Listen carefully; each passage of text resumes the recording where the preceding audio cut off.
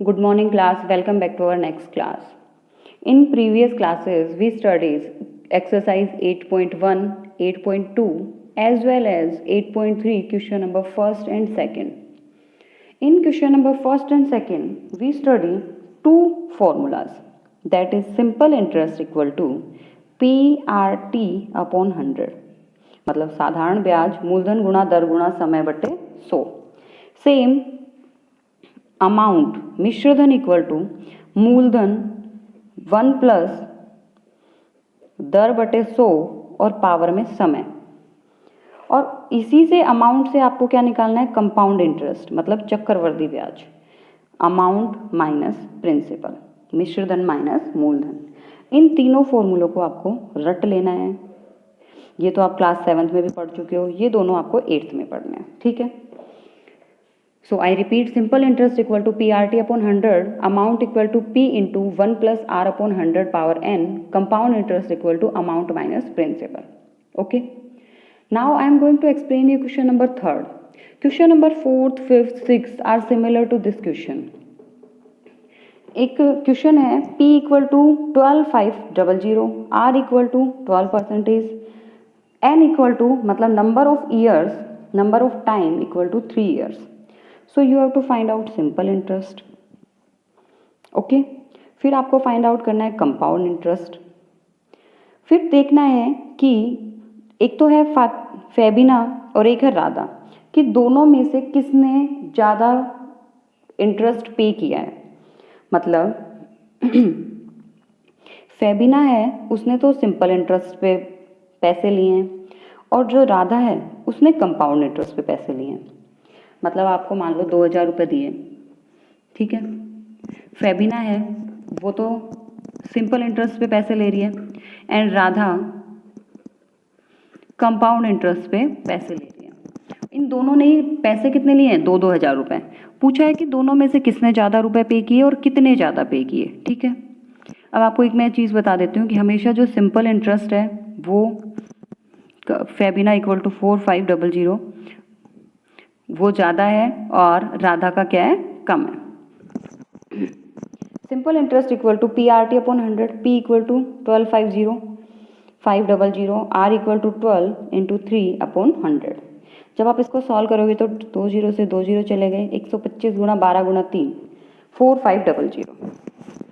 अब इसकी रेट तो थी 12%. फिर बोला कि जो राधा है वो तो 10% रेट पे ले रही है. तो जब 10% चेंज करेंगे तो amount will be P equal to 1 plus R upon 100 power n. Same इसको सॉल्व करेंगे, 10 अपॉन 100, 110 अपॉन 100 और पावर में 3 था तो हम 3 टाइम्स लिख देंगे.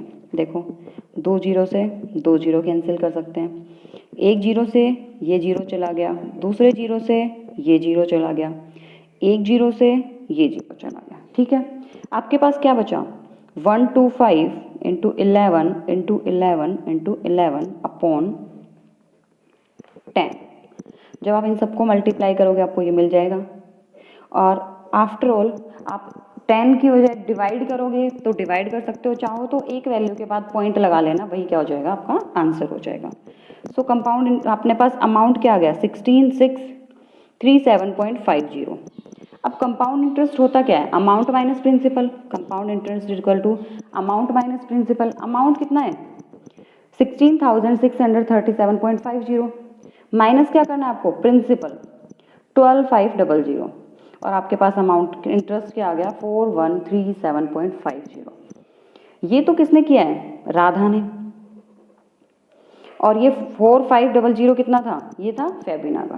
The interest paid by Fabina equal to 4,500 and by Radha 4,137.50.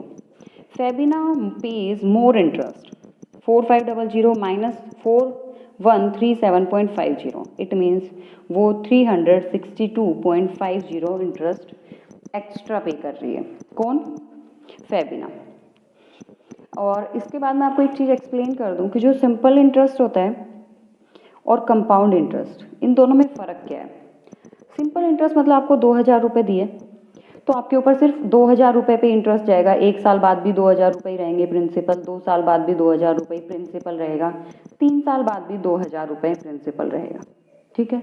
But in compound interest जैसे मान लो 2000 के रुपए थे प्रिंसिपल, 2100 हो गया 1 साल बाद, तो प्रिंसिपल चेंज होके यहाँ से चेंज होके यहाँ आया, अब इसके ऊपर ब्याज लगेगा, और 2200 हो गया, अब इसके ऊपर ब्याज लगेगा। ठीक है, तो अगर सेम रेट होती 12 और 12 तो कंपाउंड इंटरेस्ट ज़्यादा आता। ठीक है, अगर सेम प्रिंसिपल पे कंपाउंड इंटरेस्ट और सिंपल इंटरेस्ट फाइंड आउट करा जाए तो हमेशा कंपाउंड इंटरेस्ट ज़्यादा आएगा। आज की क्लास के लिए इतना ही। आपको question number 3rd, 4th, 5th and 6th complete करना है। Thank you.